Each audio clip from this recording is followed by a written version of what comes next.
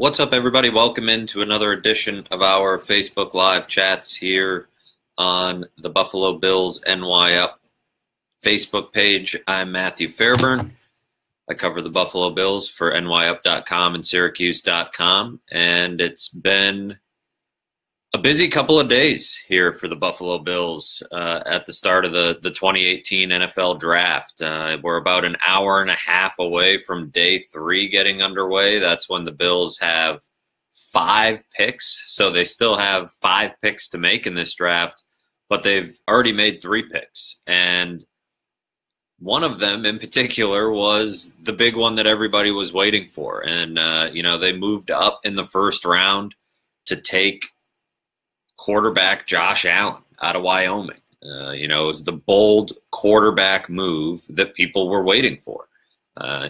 Everybody knew once Brandon Beane started trading away players and collecting picks, even as far back as the 2017 NFL Draft, we were talking about, the Bills having that extra first-round pick and what it would mean for 2018 and their search for a quarterback.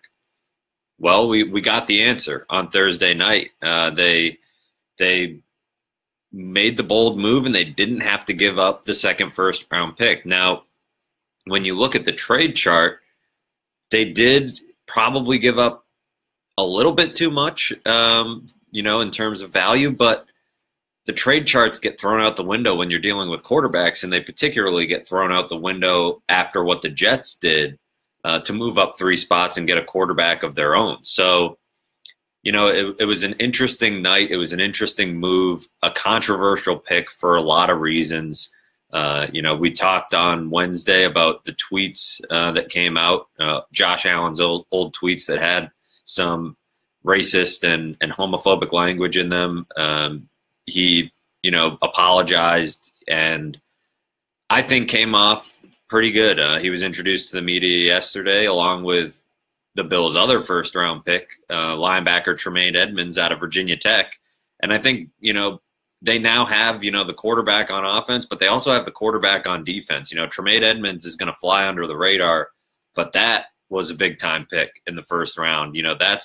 That's why, the Bills trading to 7 and not giving up the second first-round pick was so important, because you don't even have the opportunity to draft Tremaine Edmonds if you don't keep that other first-round pick. He falls to 16. The Bills move up, give up a third-round pick, pretty fair value for a linebacker that can do a little bit of everything for you. He can cover. He can rush the passer.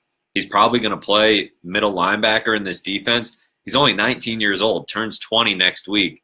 I talked to his dad yesterday when he was in here getting introduced. Farrell Edmonds used to play for the Dolphins, played some playoff games here in Orchard Park back in the Jim Kelly days.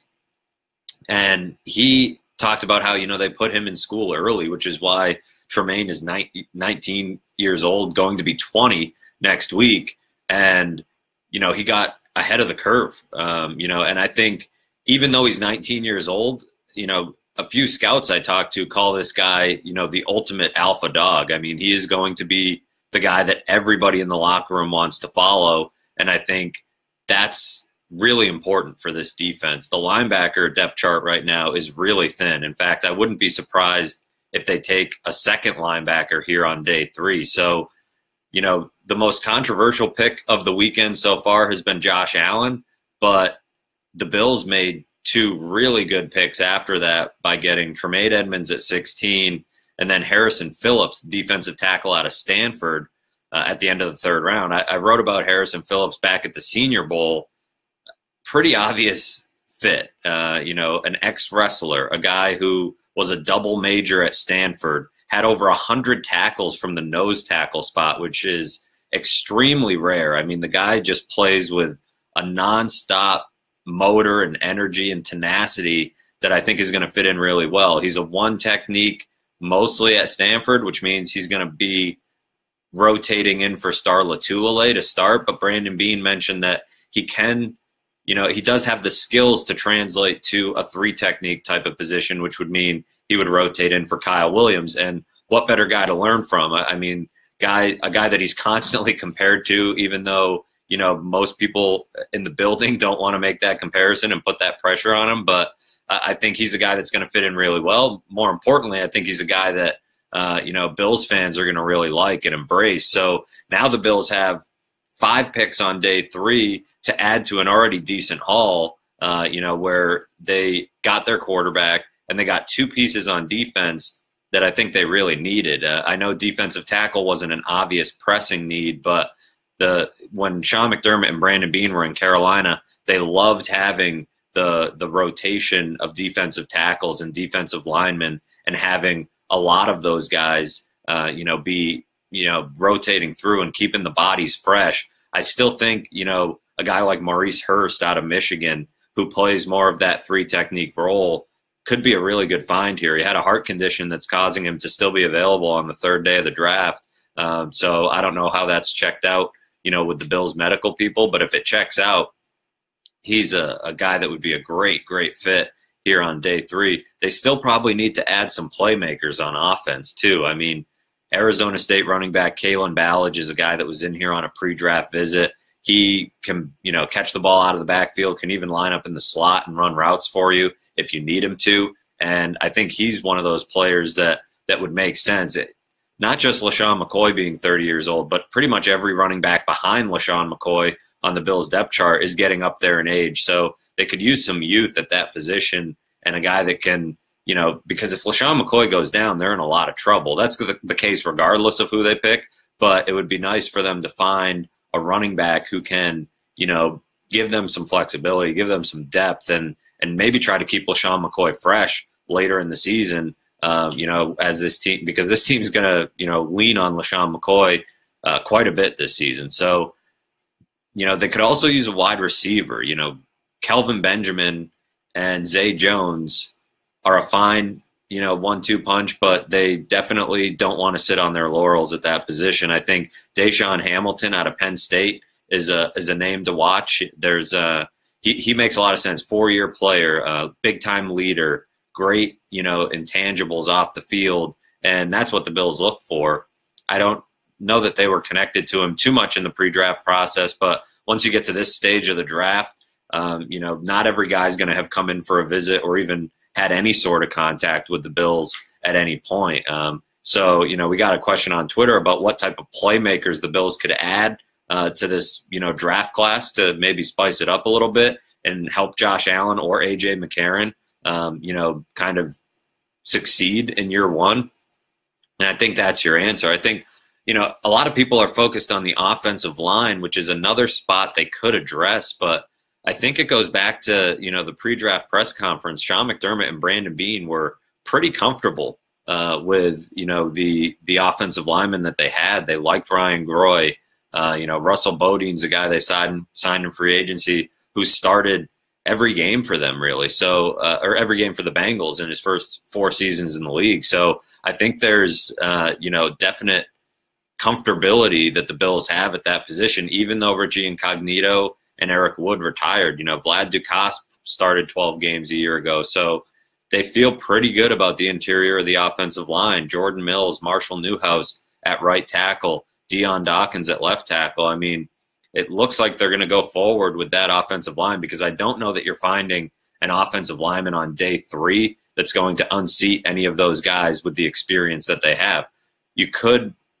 I mean, I think a guy to watch is Bozeman, the center out of Alabama. Played under Daboll, would be a value pick. You could get him late, would understand the system, and would be able to throw himself right in to the mix and compete. So I think, it's a possibility that they get a guy that can compete, but it's not necessarily something that they feel like they have to do. I think, the more important positions are running back, wide receiver, maybe another linebacker, and slot cornerback is still a spot on this team where I think they could use some depth. Peter says, I agree on going for a running back. They need to get the right player to complement Shady. They need to get the right player to complement him, and they need to get a guy that maybe could replace him if he's injured, or replace him whenever he moves on. I mean, that's not a position that you need to invest huge resources in. I mean, look at Kareem Hunt last year. He wasn't a first-round pick, but he's a guy that came in and really had an impact right away. It's why I think the Giants picking Saquon Barkley at 2 is just not a good use of your draft capital. I understand that Saquon Barkley is, one of the best running back prospects to come along in a long time. A lot of people think he was the best player in the draft, but I think you need to use your resources a little bit better and recognize the depth of this running back class, which was pretty significant.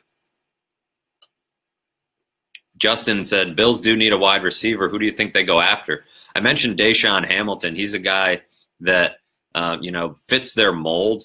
I think Equanimeous St. Brown out of Notre Dame is a big target that a lot of people around here seem to like. I don't know if the Bills were connected to him at all either. Marcel Aitman, another big target, Oklahoma State. Anybody who watched Mason Rudolph last year probably saw some Marcel Aitman highlights, because that dude was one of Rudolph's favorite targets, and it's because he's a big body who can do some damage in the red zone.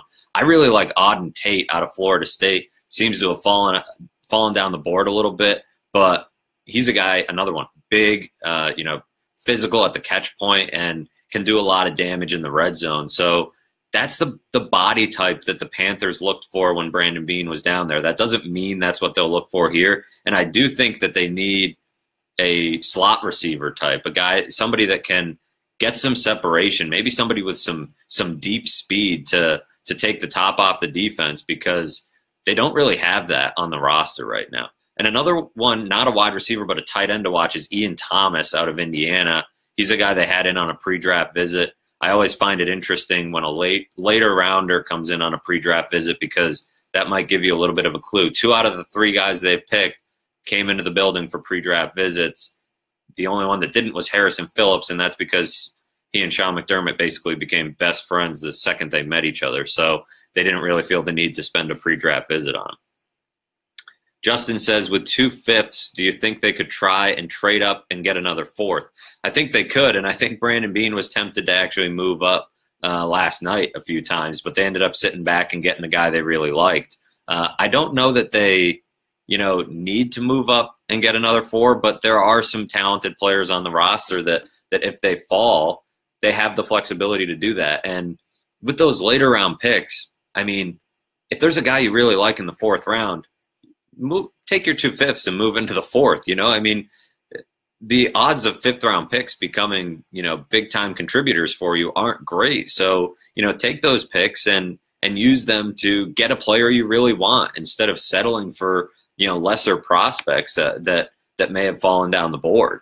I think that's just something that, kind of can frustrate you a little bit, especially, fans, when you sit back and watch teams stick around and make a bunch of 7th round picks. I mean, move up and get your guy. There's some talent out there. I think another wide receiver to watch is Cedric Wilson out of Boise State. He's a speedy type that I think would make some sense for what they're looking for. Can probably play in the slot as well.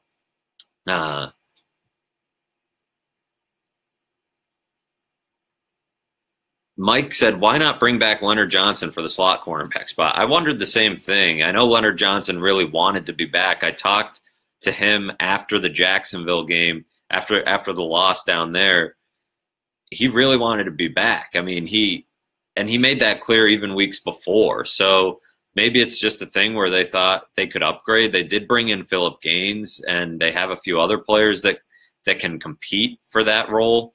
I do think they'll look for a slot cornerback type late in this draft. Slot corner is almost more important than your 3rd linebacker. Teams play nickel a lot, and there's a name to watch, a small school kid out of Western Carolina. I got to find the name. They conducted a private workout with him, which is always something that's worth monitoring, especially for a smaller school guy. And I think he's the type of player that would fit into that role. I wrote about him yesterday. Let me pull up his name here. And, when you're looking for those types of guys, you're looking for guys that can tackle, because in this defense, that's really important for what the Bills do. And Sean McDermott puts a big emphasis on guys that can tackle. I think that's really important to them. And, the other thing is having that quick change of direction. And Leonard Johnson was pretty good last year, but I don't think he was so good that they felt like they needed to, pay big money to bring him back, and maybe they still have time to bring him back. Keon Crossan out of Western Carolina, keep an eye on that name. He's a guy that could fill that role as slot cornerback. Joseph said, are there reasons other than his name I should want Equanimeous St. Brown? Because that name is elite. If they draft him, I'll learn to spell it. I'm hoping they don't draft him so I don't have to continue to write out that name a million times. But he's a big body, and maybe was a little underused at Notre Dame. A guy that I think does a lot of things well, but he's not as flashy as other wide receiver prospects. That's why he's still sitting here on day 3. Guys that hang around to this point are usually not the guys with the elite measurables, and if they are, they probably have something that's either medical or off the field related that's pushed them to this point. Eric asks, Bean was at a lot of the Oklahoma State games, could take that wide receiver. Exactly. I mean, they probably did a ton of work on Mason Rudolph, and and they did some work on James Washington, the other Oklahoma State wide receiver who went to the Steelers in the second round. So, they probably were doing work on Marcel Aitman as well, and he's an impressive prospect. I think he's probably a better receiver than Equanimeous St. Brown, but splitting hairs at that point. I think both would be pretty good options for them if they fall to the right spot. William said, if we do go after a running back and wide receiver, who do you think it's going to be? What other areas in the draft do you think the Bills need help on? We touched on a few of the running backs and wide receivers, St. Brown, Aitman. Kalen Ballage is the running back I really like. I think his receiving ability showed up in a big way during the Senior Bowl practices, and the fact that he was in here on a pre-draft visit shows you that they have a little bit of interest in him. So I think he's the one to watch at running back for sure. The other areas, they could still use another defensive tackle, like I mentioned, to play maybe 3 technique or, just another rotational body. It might not be a priority, but if the right guy falls, I think they would look into that. Another linebacker could be a possibility too, because, Tremaine Edmunds, if he's going to play middle linebacker, maybe they look for another strong side linebacker. Josie Jewell out of Iowa is a guy I've mentioned a lot in the pre-draft process. I don't know that they were connected to him in any way, but he's a guy that fits. He can play.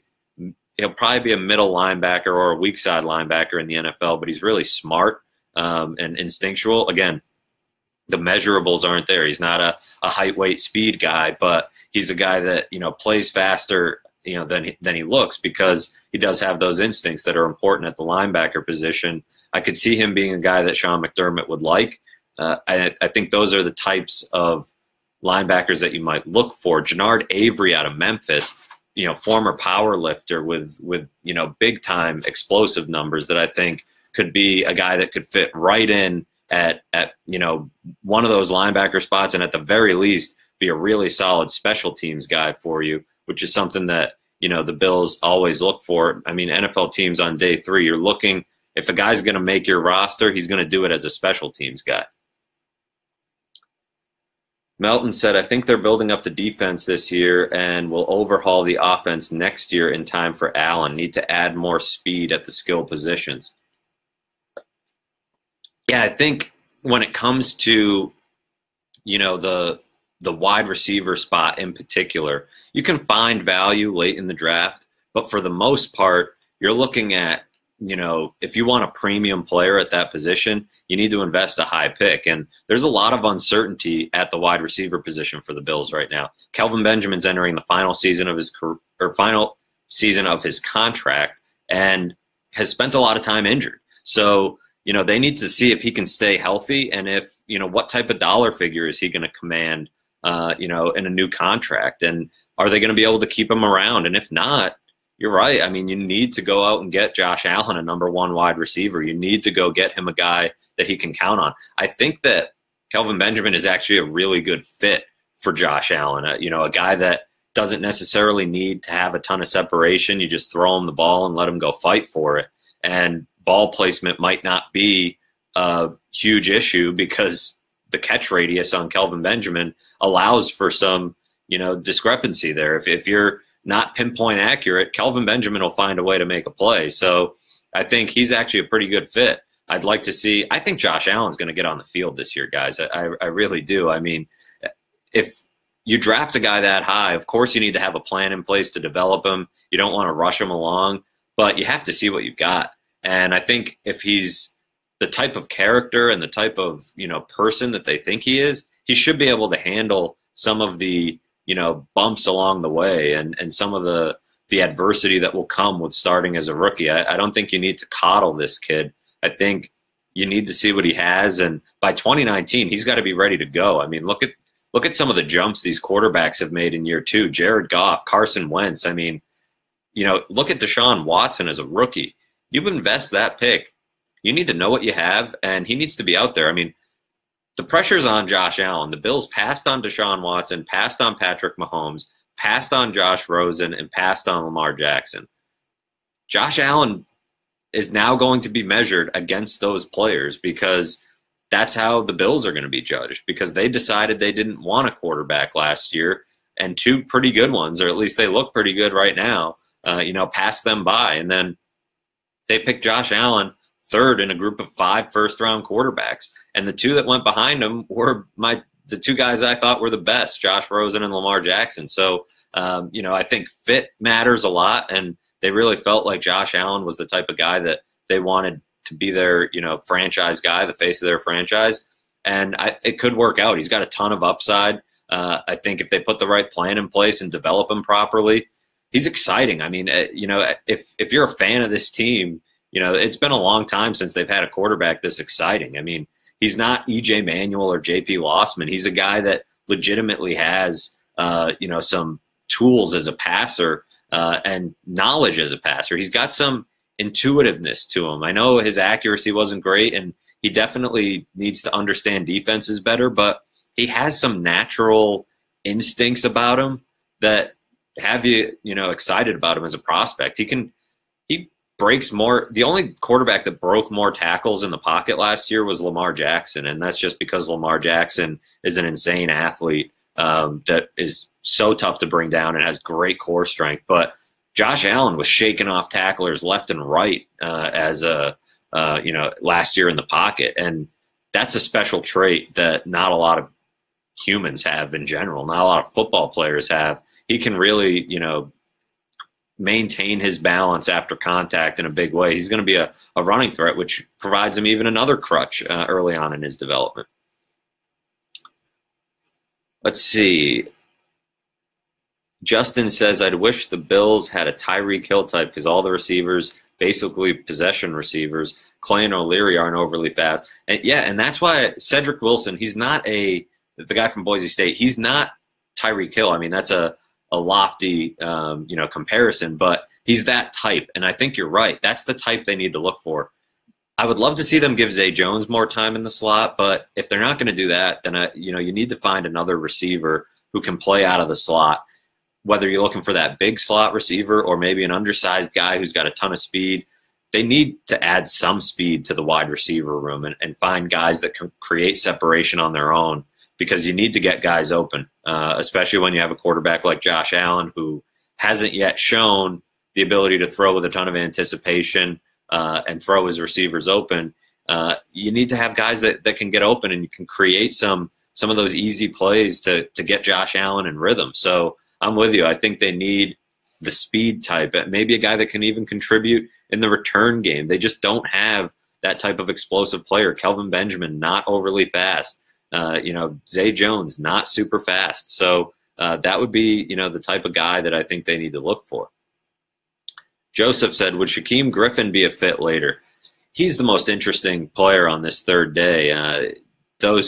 Most people know the story, the UCF linebacker who has one hand because of a condition he was born with where he had to have his hand amputated, still put up like 20-plus reps on the bench press at the combine. Was just an absolute stud for UCF, a guy that will not be denied. I mean, not a guy you want to bet against. And I think he would be an interesting fit here. I don't know for sure how they feel about him and where they have him ranked and things like that, but seems like a guy that Sean McDermott would love to get behind. I mean, a guy that is just, he's a run and chase linebacker. He's super fast, and I have to think you could find a spot for him on this. I really think that he's one of those guys that, would fit into any locker room and instantly be one of the most likable guys in the room. He really comes off that way. And not to mention, he does have, legitimate talent on the football field. And I think he's going to be a productive NFL player. I really do. And yeah, sure, he only has one hand, but he's only had one hand since he was 4 years old. It's not like this is a new thing for him. He knows how to play this way, and it hasn't stopped him to this point. So I don't expect it to stop him now, to be honest with you.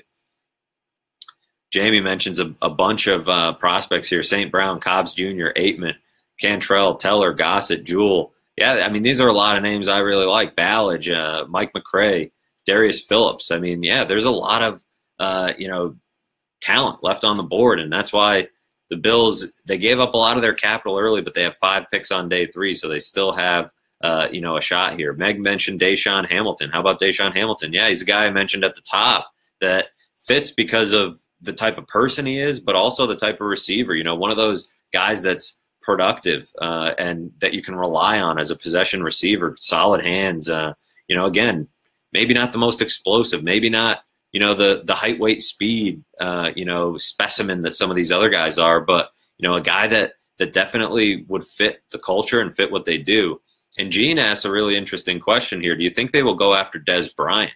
I think it's an option. I think you can't rule it out. The problem with that is Dez Bryant is going to sort of have his pick, I think. Not totally, but he's going to have options. And he already turned down a 2-year deal from the Ravens because he wants a 1-year deal. So he probably is going to have some suitors, and if he's patient and there's an injury out there, then he's going to have the opportunity to maybe pick and choose a little bit where he goes. So is he going to want to come into a situation where an inexperienced guy in A.J. McCarron, who just doesn't have a lot of reps, in regular season action, is probably going to be the quarterback? Or if not him, then it's going to be Josh Allen.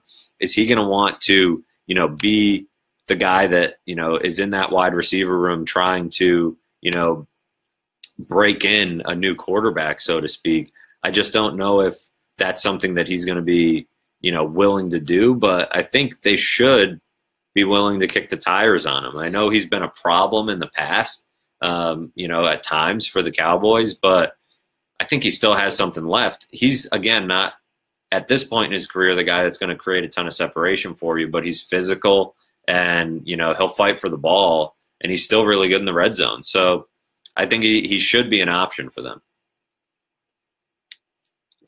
It's going to be a matter of, how much does he want and what are they going to be willing to pay. But I think he's going to be, a pretty decent option. Troy Fumagalli was mentioned by Jamie as a tight end option, pretty good option for them for sure. And, I think, we didn't mention R.J. McIntosh or Kendrick Norton, 2 defensive tackles that are interesting options. I mentioned Bradley Bozeman from, Alabama as an option at center. Scott Quessenberry is another center that might fit what they look for. And another offensive weapon type for them would be Jalen Samuels. They met with him at the Senior Bowl and the Combine. For NC State, he was did a little bit of everything. He's probably a running back at the next level, but he can catch passes, play a little bit of wide receiver. I think he even played some tight end. So, he's a guy that, I think would be an option just because of the flexibility he has and the, ability that he has to play a few different spots. That always helps guys stick on the roster, especially when you're talking about later picks. And Jamie mentions maybe get one of those wide receivers he rattled off or sign Brandon Marshall to a 1-year deal. The fact that they brought in Anquan Bolden. Now, Anquan Bolden was a little bit different because, people talk about, his pristine character and just the way he works. But the fact that they did that last year shows that they like to balance the short term and the long term when they're building this team. So that's why I don't rule out Brandon Marshall or Dez Bryant. It's always a matter of money and how these guys fit. But, these are some guys that would provide an instant impact for them. And at least in the short term, keep them afloat for now. While they wait, like we said, probably early next year, maybe in the draft, go after a wide receiver. Justin asked, what is your overall grade for the Bills' first 3 picks? I gave them a B- for Josh Allen because of, look, I give him a ton of credit for moving up and going and getting their quarterback. There's a lot of questions about the quarterback, which is why the grade kind of fell in the middle, because we'll see. I mean, I'm willing to give the kid a shot, give him a clean slate here and see what he can do, but wasn't the cleanest prospect, which is why, the grade was a little bit lacking there. The other 2 guys, A grades. So overall, I mean, probably a B+. I think, Tremaine Edmonds is an A+. It's a home run pick. The value for the trade was right. The value for the player was great in the middle of the first round. And I think he's going to be a guy that's going to be around here for a long time. Harrison Phillips could be the same way. And again, with great value, some people had in the first round at one point. So I think, those are guys that fit in right away here with the culture that they're trying to build. And so I like what they've done. Ideally, they wouldn't have given up quite as many assets, and they would have had more picks to work with yesterday because a lot of talent did come off the board. But the way I'm looking at it, I think, they're in a spot where they've upgraded their defense a little bit, and they now have their quarterback in place. And they did it without sacrificing a ton of assets. I know they gave up a few on day 2, but they didn't give up any next year, and they didn't, give up the other first-round pick this year, so they were able to get Tremaine Edmonds. And that third-round pick they gave up to get Tremaine Edmonds, they got that in the Tyrod Taylor trade. That was kind of a gift. They were willing to cut him. So I think that's pretty good use of assets all around for them. Steve says O-line and receivers are a must today. I think receiver is definitely a must, and I think at some point they're going to pick either a center or a guard. I would agree. 5 picks, they got some room to move around and make some moves. Jamie said he was hoping that they would trade a 2019 first for 2 2s, a 4th, and a 5th this year. I mean, I think they're glad they didn't give up the 2019 first. The way this roster looks, they're eating a lot of dead cap money, and they may have a rookie quarterback for some of it. This could be a top half of the first-round pick. I think it could be even a top 10 pick, depending if things don't go right for them. They could overachieve again and take a run at the playoffs, but if not, they're looking at a high first-round pick. You don't necessarily want to jump to give that up. Brad said now they have their QB. Do you think the Bills will be trading big-name players? Will still be trading big-name players, or was that just enough to get capital for the quarterback? I don't think they have a lot of big-name players left to trade. If you look at some of those guys, you can follow the logic. Sammy Watkins, was in the final year of his deal, and they didn't think they were going to be able to re-sign him. Marcel Darius was not a fit for their culture and what they want in their locker room. Same kind of goes for Ronald Darby, to be honest. So they don't have a lot of big-name players left to trade. The 2 would be Jerry Hughes and Shaq Lawson. Shaq Lawson, I don't think is going to command enough in a trade to get you excited enough to move him. And I think for the most part, they were accumulating assets to make a splash for a quarterback. That doesn't mean they will stop trading, and it doesn't mean that they'll stop collecting assets, because I think Brandon Beane likes to have the ability to move around the board and get the guys he wants. So, I think they also have, plenty of cap space in 2019, as Jamie points out. After they eat all that dead money in 2018, 2019 is the year to make a run, because they can, be aggressive in free agency, sign some players, and get after it. So I think, they may not trade as aggressively because they were kind of cleaning the roster and bringing in their own guys. But, I think they'll still make smart moves and take advantage of getting some capital when they can. Go with one more here from Justin. Said, do you think Edmonds would be used 50-50 as linebacker pass rusher, since Murphy's the only DN they brought in and rushing the passer was a weakness? I think that's the ideal scenario for, Tremaine Edmonds. Maybe not 50-50 as a pass rusher, but he brings some pass rush, which is big from that off-the-ball linebacker spot. I think, he can blitz, and he can also cover tight ends. man up. I think he can probably, give Rob Gronkowski a game. You're maybe not putting him on him exclusively, but he has the flexibility. It's not going to be a perfect 50-50 split, but he is the most explosive player they have on this defense at the moment. So he's going to provide a little bit of everything for them, pass rush included, and I think it will help in that area, not to mention getting Starlo Tulele and, Trent Murphy beefs up that presence up front. Lotulelei won't be piling up sacks, but he will hopefully free up other guys to do a little bit of that. Steve said, Bean is a great GM. You can tell him and Sean gel well together, and they're perfect fit for the area for Buffalo. I think people's faith was tested a little bit this weekend with the Josh Allen pick. A lot of people didn't like it. Fans were questioning the move. So the honeymoon is over for some people, and they'll be judged on the Josh Allen pick almost exclusively. But I think, a lot of people still have that feeling that these guys fit. They know what they're doing. And, hey, you got to trust the guys that ended the playoff drought. And it's fair to question what they do and poke holes in their philosophies at times. But, they're the ones whose job's on the line. So they'll be judged by this draft. It's going to be a career-defining draft for both of those guys. But thanks for tuning in and firing away with all these questions, everybody. We'll probably do another one of these, to wrap up the draft either later today or tomorrow, depending when everything gets wrapped up. We'll be, putting up tons of video content on our YouTube page. You can find that by searching NYup on YouTube. And obviously we'll be doing plenty of written coverage of the draft as well over at NewYorkUpstate.com. So appreciate you tuning in, and we'll talk to you next time.